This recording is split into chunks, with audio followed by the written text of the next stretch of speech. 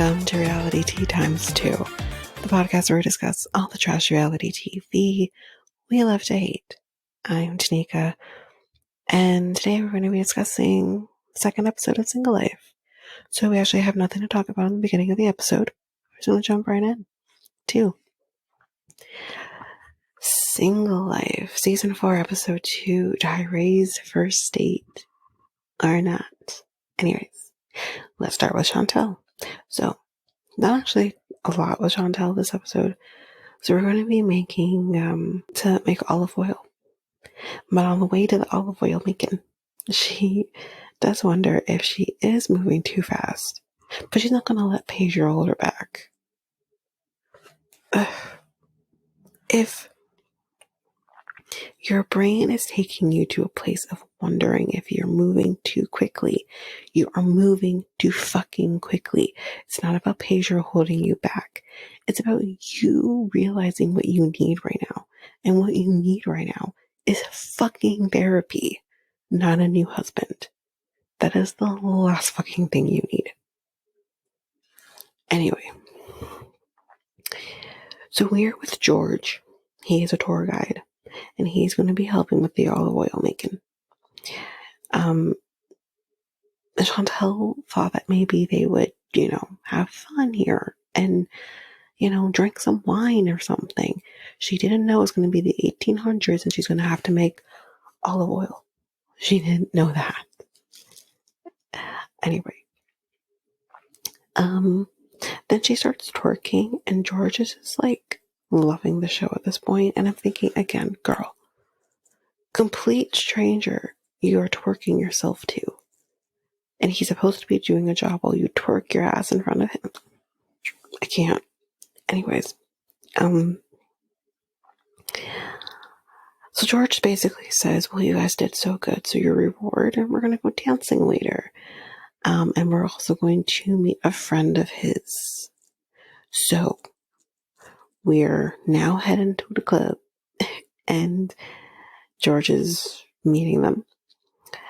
And she basically says, like, yeah, the divorce has only been 6 months, but I've been single for a year and a half because we haven't had sex. We didn't have sex for like a year before or some shit like that. And I'm saying, oh, I didn't realize that counting yourself single due to not having intimacy in your relationship is when you guys, okay. I didn't know that. That's bullshit. I am just going to say that, but that's bull. That is you trying to justify your reasons for moving quick.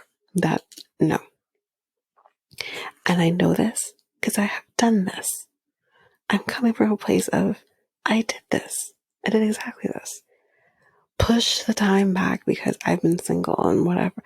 No, I wasn't. I wasn't single. And I moved too fucking quick. Now, did it work out in the end? Yes. But it's just, I moved too quick. But I also did therapy at the same time. So, yeah. We meet Giannis. I think that's how you say his name. He's interesting looking, is what I'm going to say. He's not a type I would picture her with. It's basically what I'm trying to say. But anyways. But he is a professional football player. Soccer. Then, they all just start twerking while Giannis and George are just standing there being like, fuck, what's happening? And Giannis is like, well, Americans are, interesting. And I'm just like, you can say that again. Like, you don't want to act like that. I'm not American though. I'm Canadian. Anyways. So, like, why would they just look like hot messes? All of them. This is sexy. Anyway, so the both Chantel and Giannis are connecting. Oh, you work out, Giannis. Chantel works out too. You guys should go date.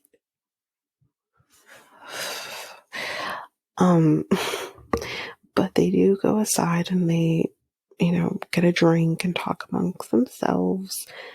And she asks, like, if he's been married before. No, he hasn't.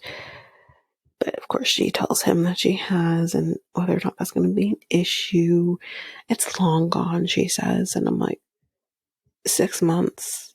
It's been 6 months since you legally divorced. Your house potentially hasn't even sold yet. Because didn't we just get an article recently saying their house sold for X amount? Just recently? Like, it's not long gone. You're still in it. Anyway. So, then she gives him her number, and that's it. She's leaving with her friends, and she's happy that she's open, but she's definitely scared, because what if she misses the red flags like she did with Pedro, according to her? Well, it's due to the fact that you're moving so quick that you probably will miss the red flags. Just saying. But anyway, that's it for Chantel for this week. Let's move on to Natalie. So, she feels like Josh deceived her. She says, don't play with my heart. He's an F-boy. That's all they do. Anyway, she's like, how am I going to survive? You could have survived in fucking Florida, honey, where you seemed established. Anyways, not established, but at least comfortable. Anyway, she says that he's been calling her like 7 or 9 times or some shit, and she's been ignoring him, but now she's going to call him and whatever. And she tells him, I was just surprised by your schedule, and it threw me off. So I apologize. Or sorry, he says, I apologize. And that he will communicate better about his schedule with her. And she's like, all her dreams and plans crushed by the reality of your schedule. Wait, your dreams and your plans are based on a fucking man? You might want to process that one, Natalie. I'm just saying. But honestly, see where she gets it from. Because all her mom can talk about is Michael, you know? But she does accept his apology. And he says he doesn't want to fall into like the same old pattern of them like getting mad and not talking and whatever. But she feels they are having an adult conversation right now. Well, maybe now you are. And she says, I'm sorry. Who is this? Who is she? I don't know she. You're sorry? Wow. I want to say that's growth, but I think she's only apologizing for her own advantage. Anyway, it's a new one. So he still wants to look at places with her, so he's gonna pick her up later so they can look at a place. So that is what they're doing now. Josh is here. And he is picking her up, and they are going to, he says he's not going to leave her alone to figure shit out. I'm like, but you are leaving her alone for 2 weeks while you're in Columbus, Ohio. Anyway, before they leave though, she kisses the tree. She kisses the fucking tree. And I said, superstar. Now, if you don't know what that is, you're maybe too young to be watching or listening to me. I don't know. Because, yeah. We all remember the movie Superstar. Who was it? What's her name? Shit. I can't remember her name. But, I think it wasn't it a skit off of SNL? I think. Anyway, that's what Superstar is. It's a movie back in, I think, the early aughts. It's it's one of those stupid funny movies, but she literally would like make out with trees and shit because she loved nature or something. It was weird. Anyways, she kisses a tree. Anyways, so we're in Santa Monica, and he promises her that he will not leave her homeless. So, anyways, we're looking at this place that is actually close to him. He is he's always kind of waiting for the other shoe to drop with her, which is all the fucking time, sir. So why are you still here? Anyways. So yeah, so the place that we're looking at, 1 bed, 1 bath, 600 square feet. And when I tell you the fucking price of this house, you will faint. But this is what it's like to live in certain parts of California. So I'm not surprised. Just what the fuck? So she feels okay about the place, she says. And how much does this place cost?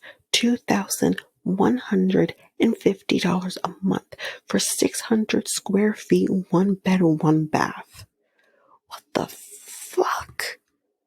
Why did she move to California? I really want to know. She literally says, a place like this wouldn't cost this much in Florida, then you should have stayed in fucking Florida. What the fuck are you thinking? What the... Jesus. Like, my heart stopped. But I'm not surprised by it. Just, whoa. She's like, she needs a full-time job to afford this place. But then Josh asks about the requirements to rent. And the requirements basically would be, they will have to do a credit check on Natalie to make sure she has good credit. Natalie has 0 credit. So how would she rent this place? Please tell me. And she can't use Mike's credit. And then the other option would be like if she were to have a guarantor who can guarantee she can make rent, I guess. And she says to Josh, like, would you be my guarantor? And he's like, I mean, I need to think about that. And she's like, okay, then I guess that's a no. And he's like, no, I need to think about that. And his reasons for that is they are not fucking stable enough for him to be a fucking guarantor for her. And he's like, I need a little more stability and reassurance, you know. And he needs to feel secure is the word he used. And she's like, you need to feel secure. I'm in your country. So you're fucking crazy. Again, I hate using the term. But what else do I say about Natalie? And it's just, I don't disagree with him. I wouldn't fucking be anyone's guarantor if I thought, like, you're just not. You literally just a few months ago said you want to get back with your ex-husband. Why the fuck would he want to be your guarantor? You know what I mean? And you're going to go back to your ex-husband again and ask for a child. You know, and just... That's Natalie, and we're done with her for this week. Moving on to Veronica, initially Jamal. So we see her grocery shopping, and we see her pick up, I think it was squash and butter, I guess, yeah, butternut squash, yeah, that's probably what it was. And she is like, oh, that's a big boy. It was shaped like a dick. It was huge. And she's like, I'm super independent. She's kind of like Cher from Clueless, and she's like, I don't need a rich husband and whatever. I haven't seen Clueless in so long. Clueless was not one of my favorite movies. I haven't seen it in so long that I do not remember this line at all. But anyways, so then we get the backstory of Jamal and everything, and she thought he was sexy immediately, and I'm like, it's gone for me now. Because he looks too much like Kim. It's so gone. Anyways, they are now going to be trying the exclusivity of it all. Good luck, I guess. And when she goes back and she goes in the room, Jamal is waking up or some shit, and when they're going out the room, I guess, to make breakfast, and you know how, like, you know, a child would just, like, if they can reach, you know, would just take your shoulders and just, like, walk out the room with you. It felt so, like, this is the mother and this is the child. It felt so weird. Ugh. Anyways, I'm not trying to, there's not a huge age gap with them either. I think it's about 8-9 years. It's not a huge gap. It's not about that. It's him. He acts like a child. And I don't get why she wants to be with someone who is literally close. Okay, again, I'm not trying to make it about the age gap, but basically acts like a teenager. I don't get it. I don't get it. Anyway, so she says that he's not a great communicator. And she's like, you know, things are good when they're together, but they're not so good when they're not. Manny says he's not huge on texting. He doesn't want to text every day because they're probably going to run out of things to talk about. But it's just as simple as checking in on her and being like, how are you? How's your day going? Like, me and my boyfriend don't have huge ass conversations every day. Of course not. But we'll check in on each other. We do the good morning. You know, we'll do the check in halfway through the day, especially if we're both working. And, you know, later on, like, I will maybe see him or whatever at some point. But then if, you know, let's pretend I don't see him that particular day or whatever, we'll check in and we'll talk, you know, at some point in the evening. And, you know, sometimes we'll talk until he goes to bed or doesn't or whatever. And, you know, it's just doing little check-ins throughout the day to make sure, you know, you're good. That's all she's kind of asking for, I would think. So you can do that. But again, I'm coming from a place of being a 32-year-old woman who is dating a 35-year-old man who can have some common fucking sense. You're dating a 27-year-old who just doesn't give a shit. I really truly think, like, it's just Jamal's world and we're just living in it. That's what I think. Anyways. So, he thinks that her wanting him to talk to her all the time is just kind of her insecurity. I mean, maybe, but she's asking for you to just talk to her and not ignore her fucking text messages. I'm sorry, but that's not an insecurity. That's just a basic fucking need that people have. Anyways, she does want to settle down, but if he hurts her, it would crush her. Now, here's my question. What does settle down look like? Because I'm not saying either way here.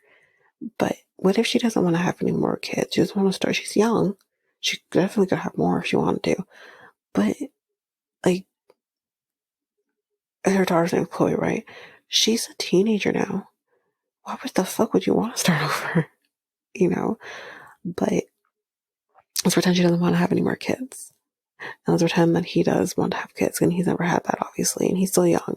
So he probably doesn't have them yet, but he might want to have them soon, in like the next few years or whatever. How does this work out between you two? It doesn't. This is why I have issues sometimes with, and it goes both ways. It doesn't matter the genders of who's older and who's younger. But if someone doesn't want to have kids, but the other does, but you're dating someone younger than you, it's just like, well, then why are you wasting each other's time here? There is no settling down. You're settling down with someone who you're not just basically compatible with. Anyways, I don't think they're together. I hope they're not. I think she deserves a whole lot better than Jamal, personally.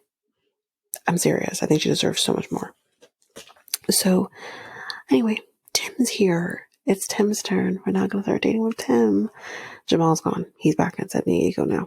And she's going to be going with Tim to do this dating thing they're going to. So she does tell him that her and Jamal are now exclusive, and he's real confused. He's like, he has no job. He lives at home. She's like, you've dated women who don't have jobs and live at home too. Why can't I do it? Now she is right there. Doesn't, because she's right with what she's saying, but then what he also comes back with is also correct. He's like, but you want someone who's going to take care of themselves. You're not going to take care of him. And she's like, no, I'm not. Of course not. But she's like, he doesn't ask me for money. And he's like, not now, because he lives with mom. But if you guys are talking about being exclusive and you move forward through that, and let's say he moves to North Carolina and he lives with you, then he is going to ask you for fucking money. So he was right there too. Like, anyways. So then Tim has been single now for about 6 months. He broke up with his ex around that time. So we're going to some sort of singles event, and he's mingling. Veronica's kind of gone now. Or not gone, but just not in view. And he talks to one girl, this black girl. And she says she's 47 years old, and she looked great. She looked fantastic because, say it with me, black don't crack. And he's like, my God, you look so good for your age. What's your skincare routine?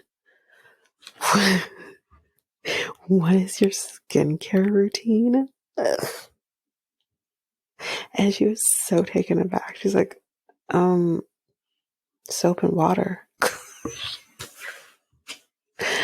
Oh man. Oh my God, that was amazing.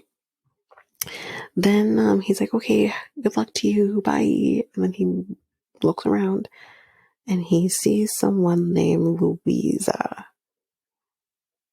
And he's like, oh my God, you're here. What are you doing here? Well, they know each other.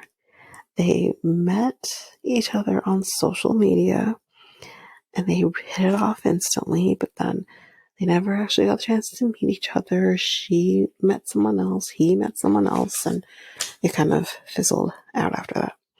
And guess what, guys? She is from Colombia. Sound familiar? Lord Jesus. And Veronica says that she's like, leave it to you to find the only Latina woman in the whole place. He's like, well, yeah. So they sit down and they talk, and he's like, so tell me, like, what's the perfect night for you? Like a perfect date, basically, for you. And she's like, movies, wine, cuddling. He's like, say that last one again. Cuddling. She meant cuddling. And he feels, are you kidding? Tim is not going to cuddle with anybody unless he really truly has to. Anyways, he feels that she is completely out of his league, probably. But this is this is kismet, he says. And yeah, sure, someone who you talk to, you hit it off with, and she just happens to be at this event, which, come on, that's not planned. Come on. I feel like she's a birthday drop. I'm just saying.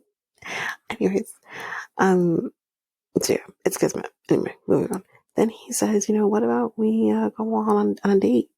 And she says yes. And yeah, I'm a good conversator. I think he said that. Conversator?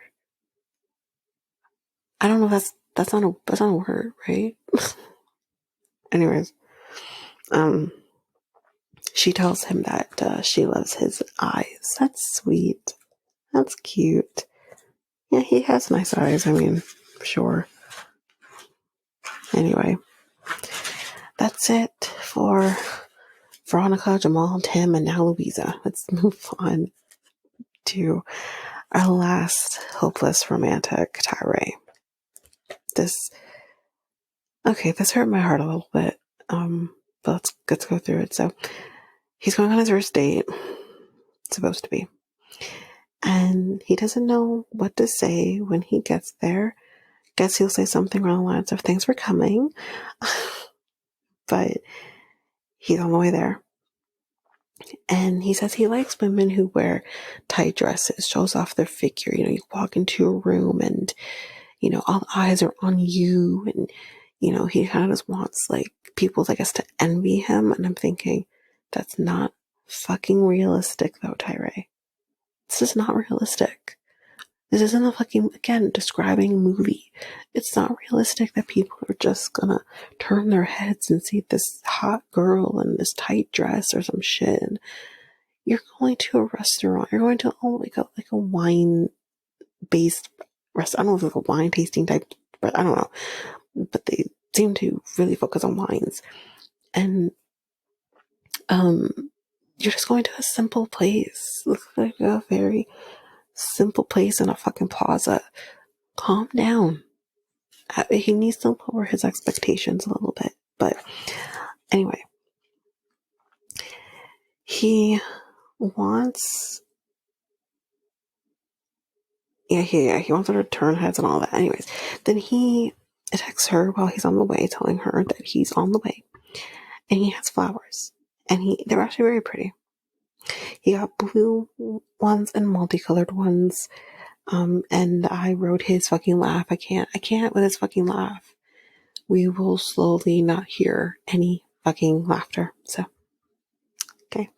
Producer ends up asking him, like, would you make the first move? And he's like, well, I get the vibes from her that she likes men who take charge. A lot of us women, not a lot of us, but most of us women like a man who take charge. It's very true. But he says in his mind, she should make the first move because, well, she liked me first. And then he laughs and says, I know that sounds like a kindergarten response. And I'm like, yeah, it does. Grow up. You're 30-something. Grow up. He says that. He wants her to make the first move because he doesn't have the confidence to do it himself. Just say that. I would have more respect if you're just honest. So, anyway. So he gets to the restaurant and he checks his phone. No text. Now, I'm just going to say this from the beginning. The date was supposed to start at 7. So it's 7:20. She's obviously late. He doesn't know what's going on. He says maybe she's stuck in traffic or maybe she ran out of gas. There you are making excuses. Which was how you were able to be fucking catfished the way you were in the fucking first place. So then we see he's still waiting. He says, punctual guy. So, like, he, I guess, doesn't really appreciate that she's not being punctual. So he texts her again, and no text from her at all. It's now 7:30, and he decides he would like to have some wine now, some Riesling, please. But the waitress feels bad for him. She says, I wish I could, sit down and be his date, She feels bad. I think at this point, we all kind of were like, okay, you better fucking show up. And she doesn't. Spoiler alert for those who didn't watch the episode. So he ends up trying to call her. And it rings one time and then goes instantly to voicemail. Either he is blocked or he has been rejected. Either or. It doesn't matter at this point. She's not coming. But he does wait, I guess, another hour. Like, waits that hour. I don't even know. Waits until an hour after. And he has clearly been stood up. He says it took a lot to be comfortable to go on a date in the first place after everything that's happened. And then this happens. And he said, this is where I felt, oh, fuck. That hurt my heart. This is where he says, is it me? And I'm just like, oh. I'm not excited about Tyray's story. I've said that. But I do hate seeing someone be fucked with in this way. And I don't know what the reasons are. Why would you do this? to him and embarrass him in this way. If you didn't want to go on the date with him, you should have said so. You could have texted him. You could have done anything and just said, I don't think we should go on a date or whatever. Instead, you wait for him to get ready to go on this date. Buy you flowers that aren't fucking cheap. And you don't show up. That's wrong. But that's it for Tyray. That is it for the episode. So next time on, Giannis, that's what the name was, right? He wants them to go to his hometown, Chantel and everybody else, which is 4 hours away from where they currently are. Whoa. Debbie tells Julian about the fact that she's now online dating. And Julian basically says, okay, I want full name, I want date of birth, and I want social security number. And she's like, oh, hell no. Oh, hell yes. You have a fucking son who can do background checks on these fucking people. Utilize his skills. Anyways, because that's me. She did, however, lie on her dating profile that about her age. She says like she wasn't getting any bites with her age being 67, and she lowered to 57, and now here come the men. But you're lying about your age, Debbie. That's not cool. Anyway, Tim and Louisa are playing croquet, whatever. She wants some affection, but he's slow, he says. Yeah, so slow, in fact, that he never fucked Jennifer when he went to see her. He's that slow. Good luck, Louisa. Anyway, every time I say Louisa, I think Sound of Music. Anyways, John is finally here. Finally. Sparkles. Finally. I'm so happy. And Josh is meeting Natalie's mom.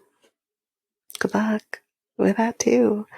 And Natalie says he needs to shine. No, he needs a fucking miracle, because your mom doesn't like him. She hasn't even met him yet. Anyways, that is it for this episode.